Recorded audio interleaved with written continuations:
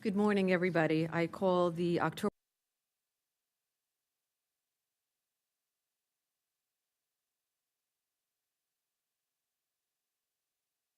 15th, 2016 minutes from the last board meeting. Is there a motion to adopt the minutes? So moved. All in favor? Aye. The minutes are adopted. So we are officially entering the final lap of election year 2016 with the passing of New York's voter registration deadline last week. I urge all New Yorkers who have joined the voting rolls to turn up to the polls on November the 8th. Remember, this general election is open to all voters, whether you are a member of a party or don't wish to belong to any party. If you'll be out of town or otherwise unable to make it to the polls in person on November the 8th, you can vote by absentee ballot. Please visit the voting.nyc website and click How Do I Vote to learn more. Since voting began in February, we have heard a great deal about the candidates for president. Voters must remember that they will be deciding other important contests as well, including races for Congress, state legislature, city council, and judgeships.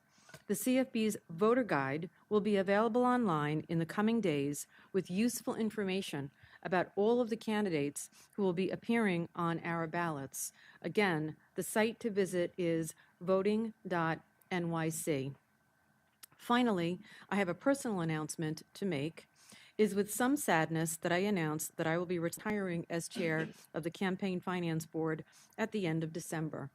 My increasingly heavy work schedule no longer permits me to devote the time warranted to the important activities of the board. It has been a great honor to serve on the board for the past 3 years. I have seen firsthand the stellar reputation for independence and nonpartisanship this institution has earned throughout the country. New York City is fortunate to have such a program at the center of its political life, and I will continue to wish you well and all the best.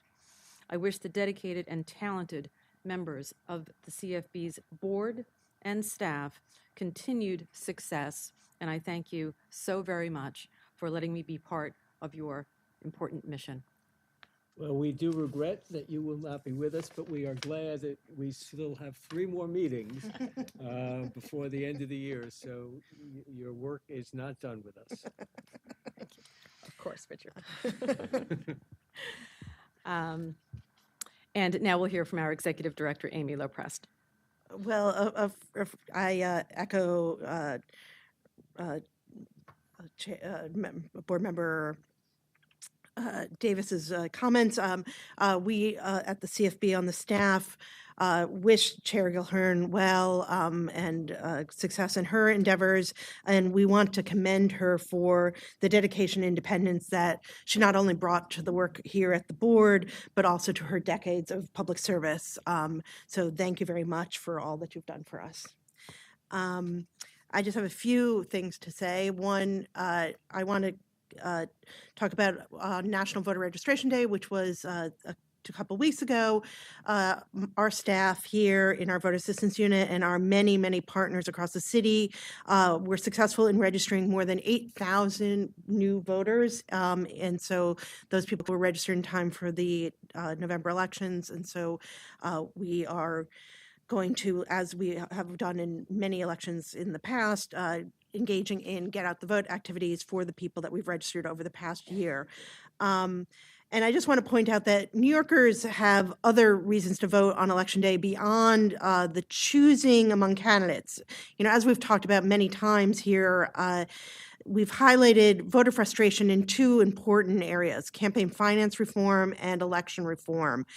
These 2 issues, while not literally on the ballot in November in the form of any kind of referendum, the voters really need to make their wishes known at the ballot box by choosing candidates who are truly committed to changing New York's abysmal track record in both areas. We've waited too long for meaningful reforms that make our elections more accountable and open to everyone. On November 8th, all voters will have a chance to say enough is enough and exercise their right to vote. Thank you. And I believe that we have one appearance today from candidate Conrad Tillard. Mr. Tillard? Yes. Please step up here.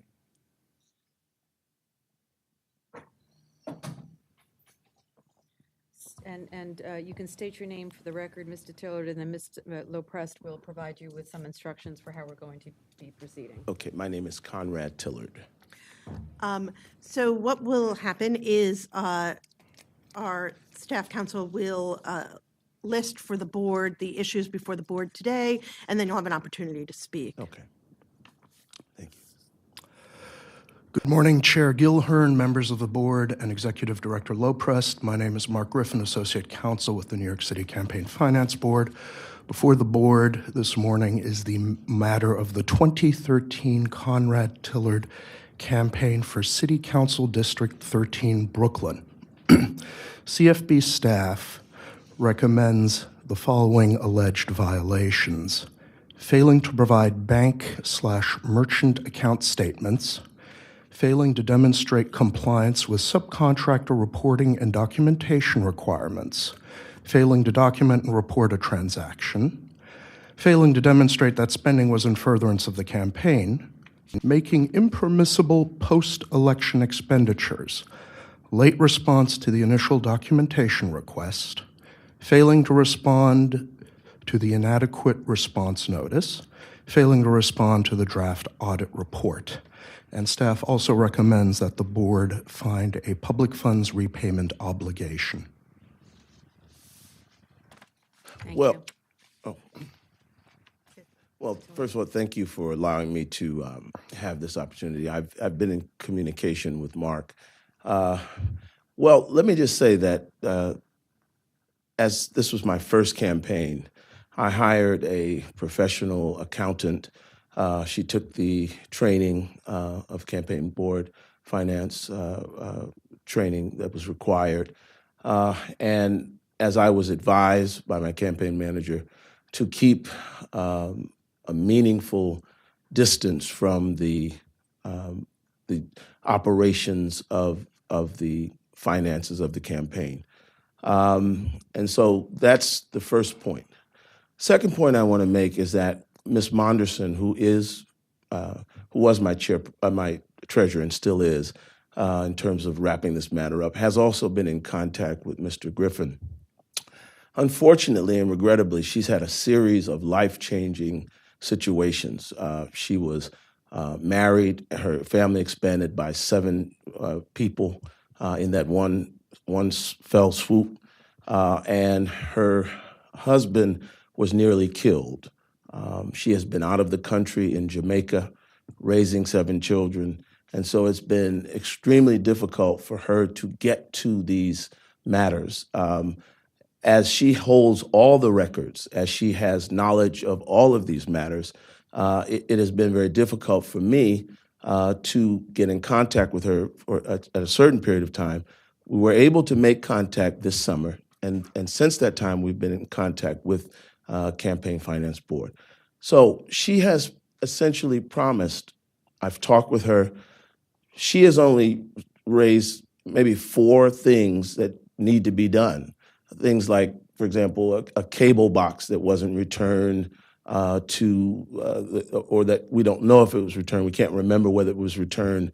A parking ticket and a campaign worker who worked that day who cashed a check in a different name or something like that.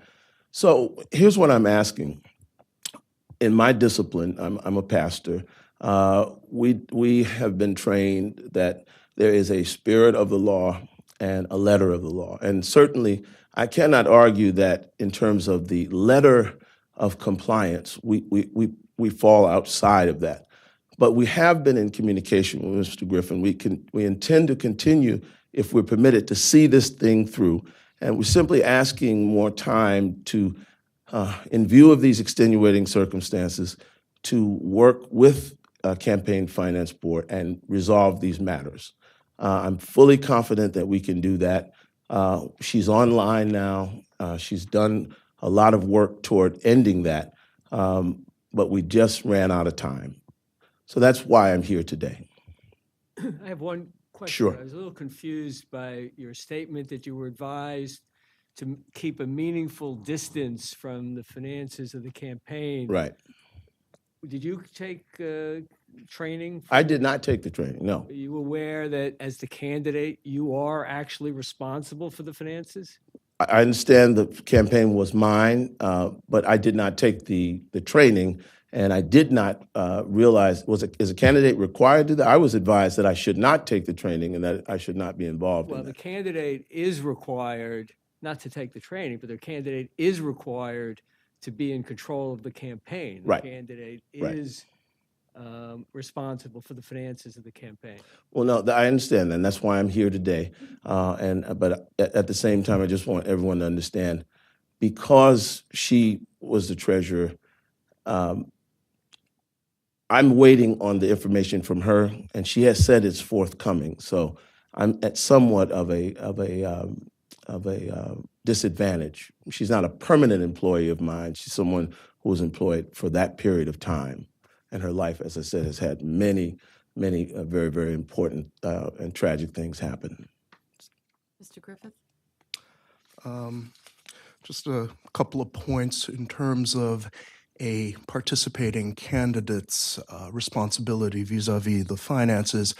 Mr. Tiller did sign the certification and initialed every requirement on the certification when he joined the campaign finance program, including agreeing to being held responsible for the very finances of the campaign. And I would like to also point out that Mr. Tillard's campaign did receive $45,429 in New York City taxpayer money.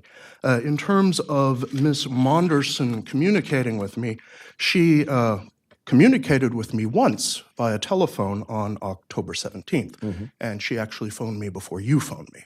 So that was my sole contact with Ms. Maunderson. This week. This Monday. But yes, and again, I have been in communication with you since the summer, and so Ms. Maunderson had promised me that she was going to FedEx a package to Mr. Griffin, and when I found out she did not, I said, Sue, please, you have to call him because I assured him that you were going to send a package, and so that's what happened and why she called him. If I may clarify a little about this communications issue. Just for the record, we issued the enforcement packet, the penalty notice and the public funds repayment notices on June 16th of 2016 with a deadline of July 28th, 2016. When the campaign failed to respond, we, CFB staff, initiated contact on August 2nd, 2016. And that is when I emailed Mr. Tillard an additional copy of the enforcement packet. That is when our communication began with the campaign. Prior to that, we hadn't heard from the campaign. As mentioned earlier, the campaign did respond late to the November 26, 2013 initial documentation request. The campaign failed to respond to the January 13, 2014 inadequate response notice and failed to respond to the February 18, 2016 draft audit report.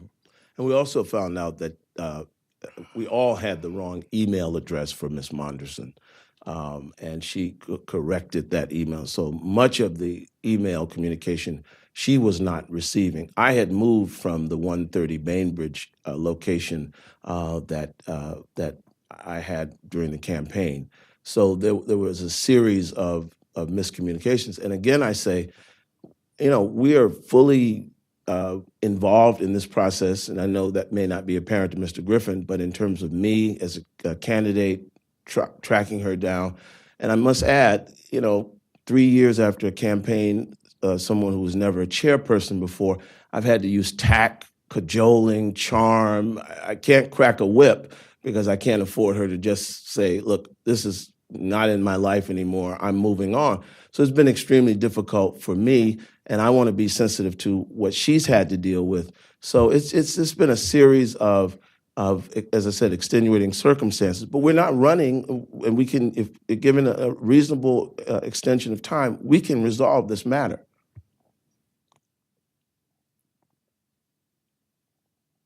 Do you have any materials with you today? I do not. She has sole possession of the materials. Just in terms of materials, additional materials, we were emailed by Mr. Tillard on October 12th, in which he indicated that Ms. Maunderson was in the process of FedExing the materials.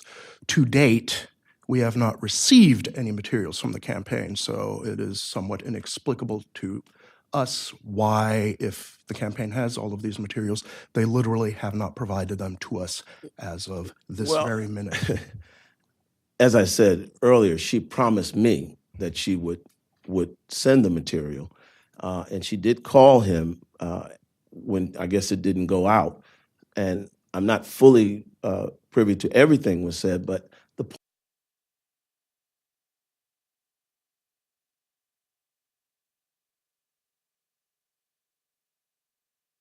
campaign, and we're just asking for you to just, in view of everything that's happened, just work with us. I haven't been distant from Mr. Griffin. I mean, once we started communicating, because I wasn't aware of a lot of this, so I'm simply asking him and and asking you to just work with us, and we'll get this matter resolved in short order. And maybe I just don't understand the prosecutorial tone.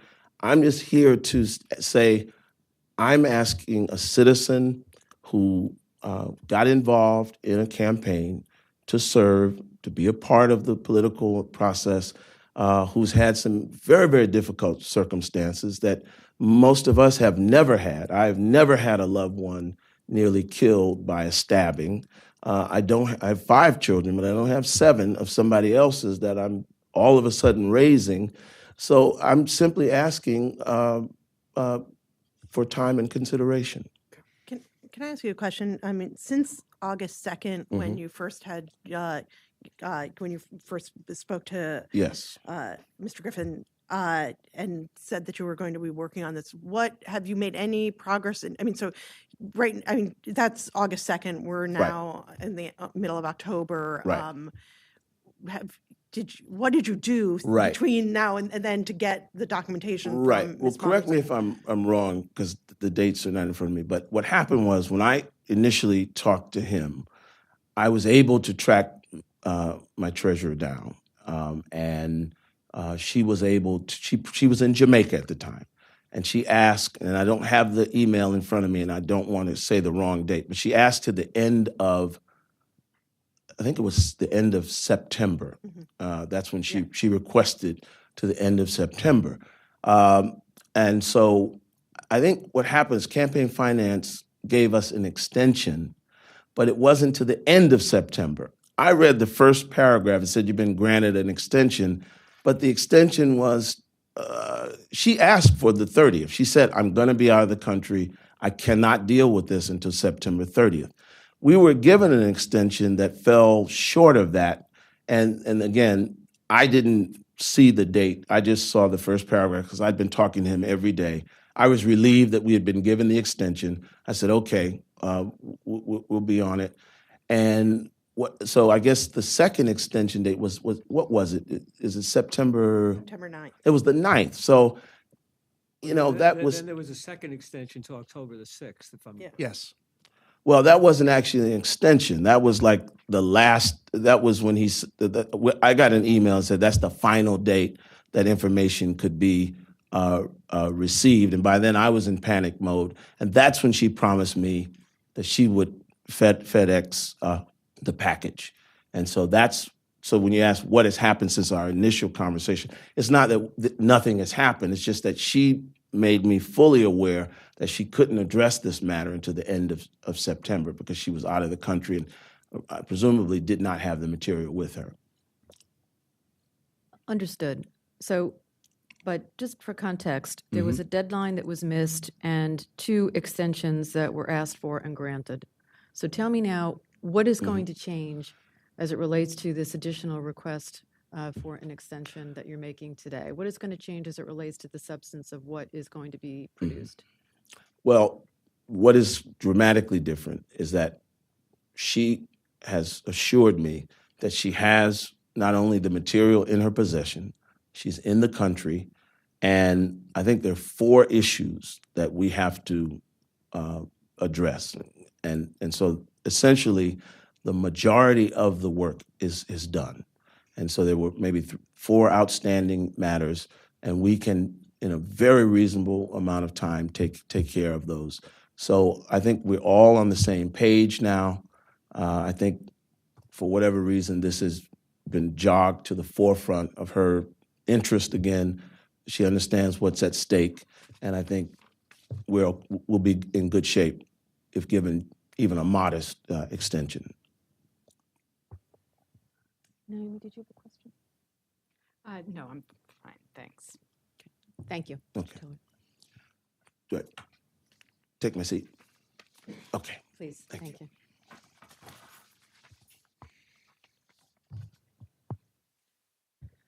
All right, is there a motion to go into executive session to discuss pending litigation and other matters? So moved.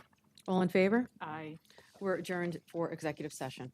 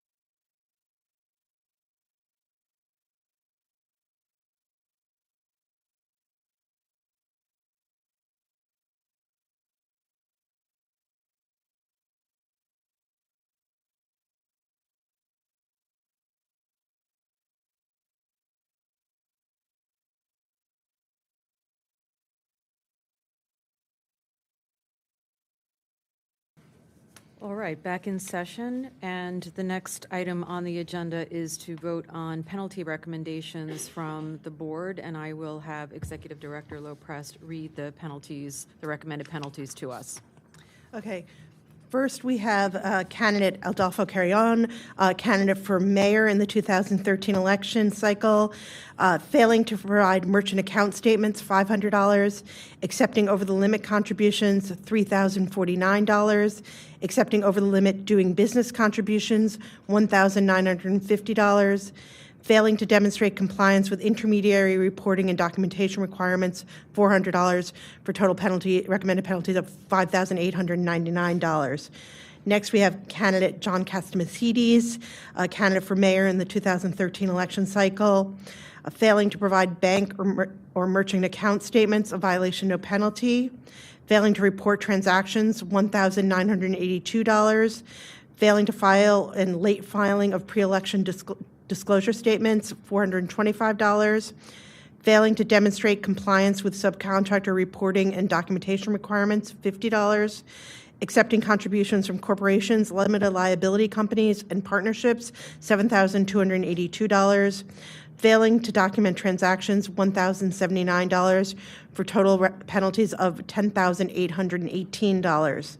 Finally, we have candidate Conrad Tillard, candidate in City Council District 36 in 2013, failing to provide bank or merchant account statements, $500, failing to demonstrate compliance with subcontractor reporting and documentation requirements, $100, failing to document and report a transaction, $100, failing to demonstrate that spending was in furtherance of the campaign, $141, making impermissible post-election expenditures, $3,795, late response to the initial documentation request, $150, failing to respond to the inadequate response notice, $749, failing to respond to the draft audit report, $4,542, for total penalties of $10,077. Is there a motion to adopt the penalty recommendations of the staff just listed by the Executive Director? So moved. All in favor? Aye. The penalty recommendations are adopted. There is one recommendation for a repayment, and we'll have Ms. Loprest read that for us as well. We have a recommended repayment of public funds for candidate Conrad Tillard, again, candidate for City Council District 36 in 2013, a recommended repayment of $18,276. Is there a motion to adopt the repayment recommendation of the staff? So moved. All in favor? Aye. The repayment recommendation is adopted. The last item that had been on the agenda was a vote to adopt certain rules, and the board will be putting over that matter until the next meeting, November 17th, to attend to some additional administrative items in connection with that matter. And so with that, are there any further matters from the board to discuss? No? With that, the meeting is adjourned. Thank you very much for being here.